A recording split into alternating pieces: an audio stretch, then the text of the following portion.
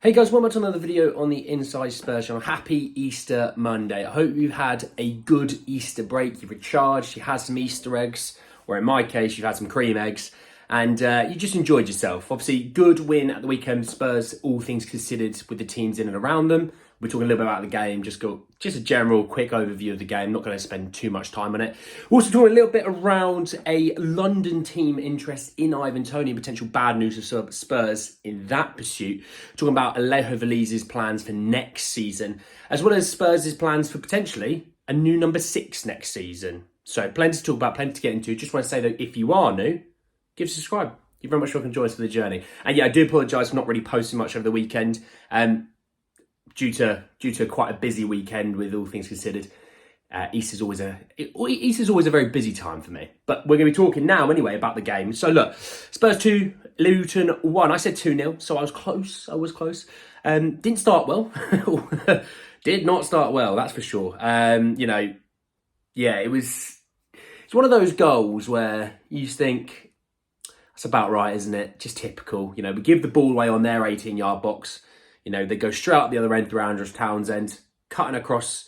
I didn't get this. They cut across into the 18-yard box. We had 3 or 4 players in the 18-yard box, and they still managed to have all the time in the world to pick a pass, to get a touch in, and then to finish. It was, people were kind of going, Basuma. I do actually just look at the rest of the defence and kind of go, Romero, there's 2 guys at the back post. What's going on there? Dragosian, not quick enough out to Carlton Morris, So, look, it was not good defending, all things considered. I did actually think Basuma had a game of 2 halves. I thought second half he was much better. He was actually progressing the ball, not only through the pass, but actually dribbling, taking on players, beating players, drawing players to him.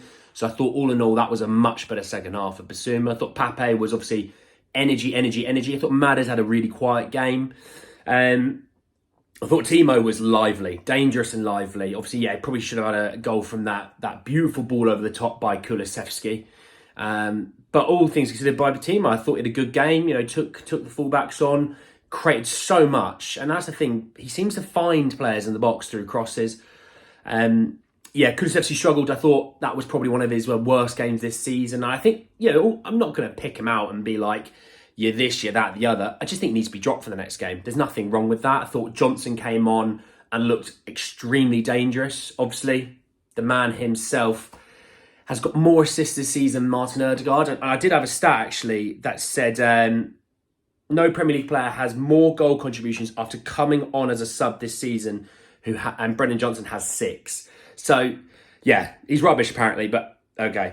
It was really good in that regard. Look, defence, I think, was solid. If you kind of forget the first few minutes, they were solid. Vic didn't really have a ton to do, if I'm honest. So look, it was a good win. Obviously, Villa winning, so that was important that we keep that connection to them. United drawing, they were lucky to get a draw, to be honest. Brentford, it was just a bat. It was like Man United are a wall. Brentford are a battering ram, and they're just smashing this wall on repeat. And United somehow throw a little rock at the battering ram, and it breaks the ram. Just for them to just kind of throw the ram back at the wall, just through hands, and win. Get a goal through of it. They didn't deserve the point, Man United, but they got a point. But again, they fall another 2 points further behind. Obviously, us and Villa being the 2 teams. Most likely than not, England getting that 5th Champions League spot, they fall that little bit further behind from that regard. So look, good win when you look at the results, all things considered. Performance, first half, we probably should have scored a couple in the first half, I can't lie. But sometimes those things happen. Luton are a good team. You don't beat Luton 4-5, 6-0. It's not one of those sort of teams. They are a team that will give you a game, and they certainly gave us a game. But anyway, let's talk some transfers, and I'll talk Ivan Toney first. Kevin Football Insider said that West Ham are edging closer to signing Brentford striker Ivan Toney in a statement deal for the club. It's a weird one. The guy wants to play Champions League football. And I think it's purely because Arsenal and Chelsea kind of are looking elsewhere. Obviously Victor Osimhen being the big name on the market. Are Spurs looking at a striker? I think that's all dependent on if Richarlison was to be sold. I think if Richarlison is sold, we'd probably be in there. But Richarlison might not get sold till later on in the window. If he does even get sold, he might not. He might not, you never know. But, that's a great sign for West Ham. Fantastic sign for West Ham. It's what they need. They need a guy, the amount of times you think James Ward-Prowse puts a ball into the box, or, Kudus, Paqueta, Bowen. I think Ben Rama's still there.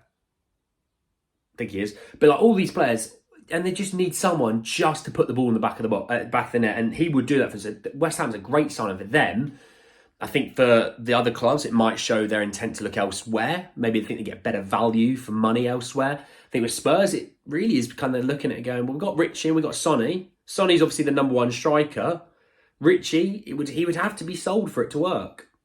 So, yeah, well, look, there's plenty of time still to have a look at that. But let's talk about Alejo Veliz. This is some interesting news. It came from Romano, who said that Tottenham are preparing a new loan with different plan for Alejo Veliz next season as he's not playing at Sevilla. Spurs want guaranteed game time for Alejo for next year, as discussions will follow in the coming months. Veliz set to return from Sevilla in any case.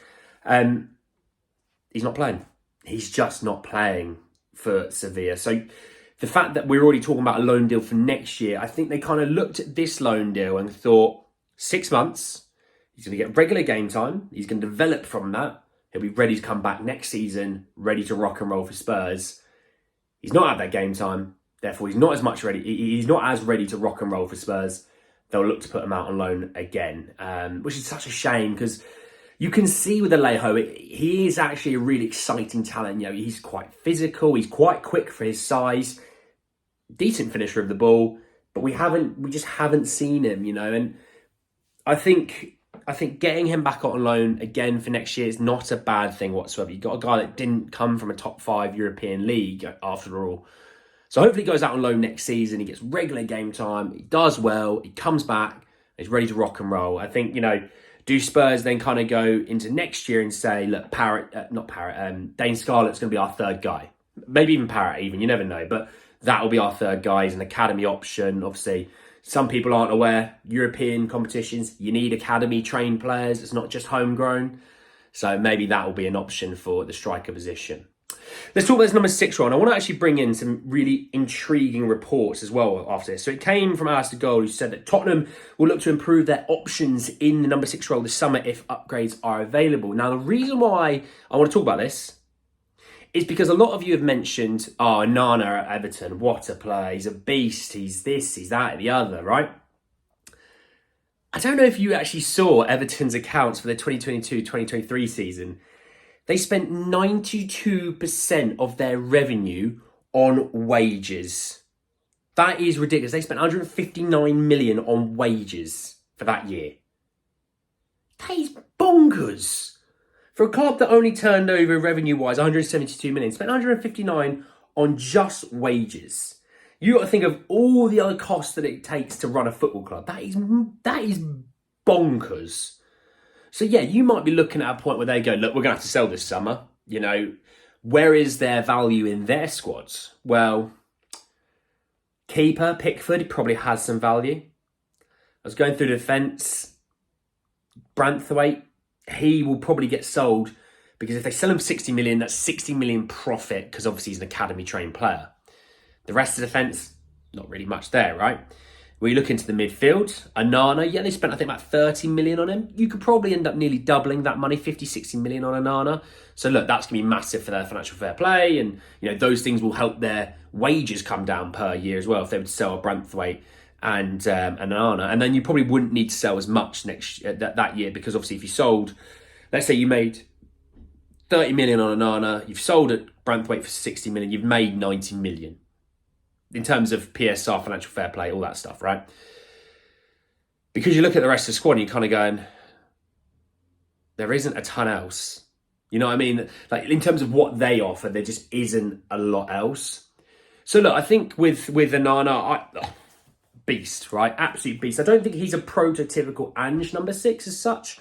I think with Basuma is more technically gifted, probably in regards to a press than maybe some of our other midfielders. Bentancur maybe is close to that, but to the other ones that can defend, they're not as close.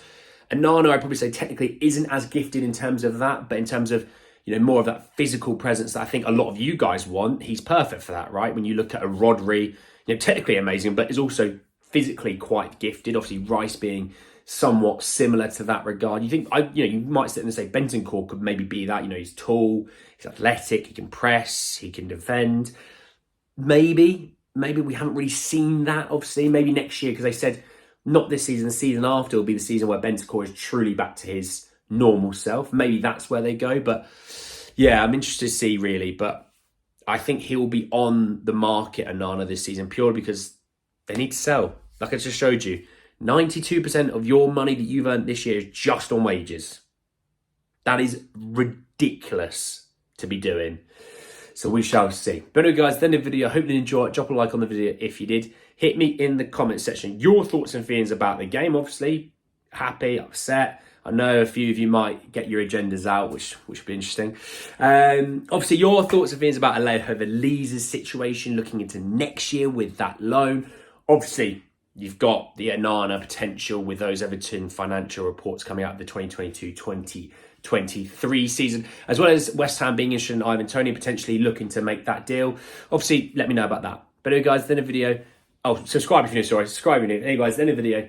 I'll see you all very, very soon. Take care, guys.